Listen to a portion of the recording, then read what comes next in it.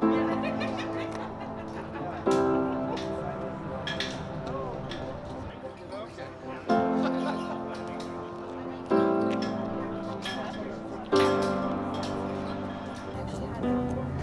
everybody, my name is Nicola Hare.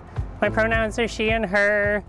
I'm a white settler living and working on unceded and ancestral Sinaiaks Tumhulau, or territory. The Sinaiaks were falsely declared extinct in 1956. I'm also a member of the Nelson Pride Board, and I'm the program coordinator at Anchor's TransConnect. TransConnect's a health and community program supporting trans and non-binary, two-spirit, intersex, and gender-diverse people located in the area known as the Kootenays. And so we're here to commemorate the start of Nelson Pride Week with a raising of the Progress Pride flag, which is a recent reinterpretation of multiple iterations of the Pride flag. And it represents our diverse queer and trans, two-spirit, lesbian, gay, bisexual, asexual, and intersex communities. And from one flag reboot to another, the colored stripes are imbued with different meanings. The light blue, the pink, and the white stripes represent trans and non-binary individuals. The brown and the black representing marginalized QT BIPOC communities.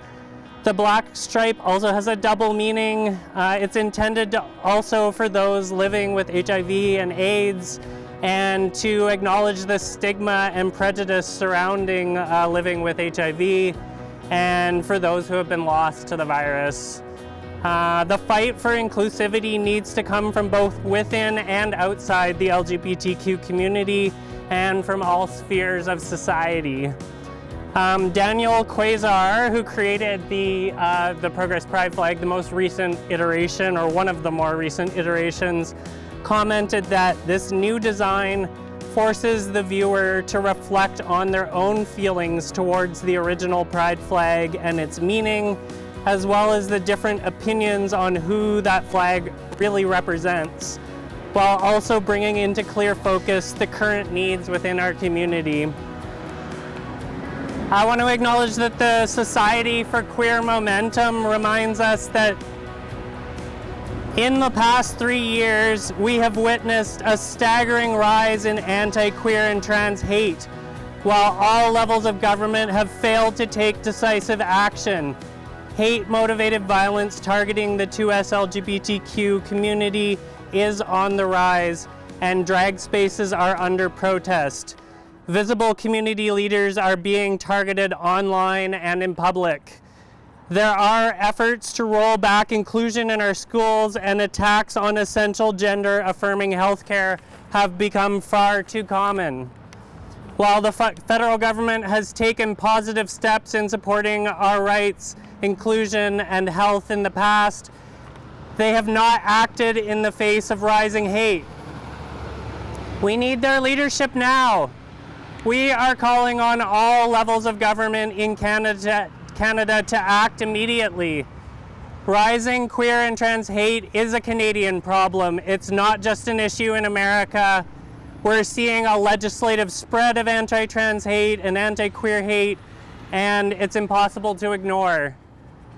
Anti-human rights rhetoric is already here, and it's growing at home. We need proactive and comprehensive policy to fight against it. Queer and trans lives, rights, and freedoms have been under attack, including by a small but vocal local minority. The On Canada project recently used the metaphor of a boiling pot of water in which the heat is slowly being turned up, and this is not an exaggeration. If action isn't taken against these forms of hate, it will destroy our world and potentially kill us. Vicki Reynolds writes in Here We Are Amazingly Alive that for us the necessity of belonging in community cannot be overstated, and we believe that a risk of not belonging is death. Our lives and work have taught us that hate is not a metaphor and that hate kills. Hate works to divide people off from communities of inclusive liberatory belonging where culture can offer sites of healing. And speaking of dehumanization and hate leading to death, locally it's people who use drugs who are dying of the toxic drug overdose, and we have collectively turned our backs. Nelson too often doesn't care about unhoused people, and NIMBY residents and a well-funded business lobby prevented a safe consumption site from opening in July. A business owner who themselves runs a safe alcohol consumption site has made dehumanizing statements publicly about people who use drugs. And Nelson City Council is still reading an amendment to the Parks bylaw that would regulate public nuisance issues by prohibiting drug use in some public spaces. Unhoused people need somewhere to go. The city of Nelson spends over $4 million a year on policing and a tiny fraction of that on any kind of social services. International Overdose Awareness Day is also this week, happening on Thursday, August 31st from 12:30 to 2 at Lakeside Park.